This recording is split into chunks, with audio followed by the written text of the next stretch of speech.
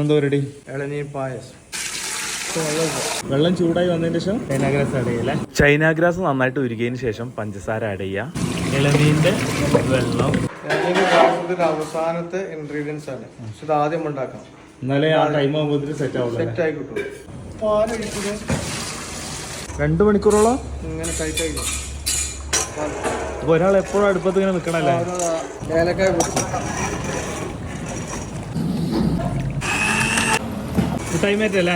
അങ്ങനെ മൊത്തം പാലും ഉരുളിയിൽ നിന്ന് മാറ്റിയിട്ടുണ്ട്. ഇനി ഒന്ന് ചൂടാറി കിട്ടണം. ഇളനീർ ജ്യൂസ് അടിച്ചല്ലേ.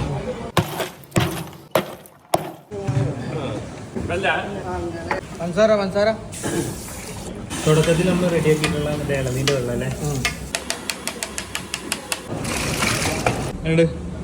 സൂപ്പറാ. മിൽക്ക് മെയ്ഡിന്റെ ബാക്കി കുറച്ച് ഇതിനകത്ത് ഉണ്ടാവില്ലല്ലേ. അപ്പൊ അതും കൂടി കൂട്ടിയിട്ട് പൊളിച്ചല്ലേ.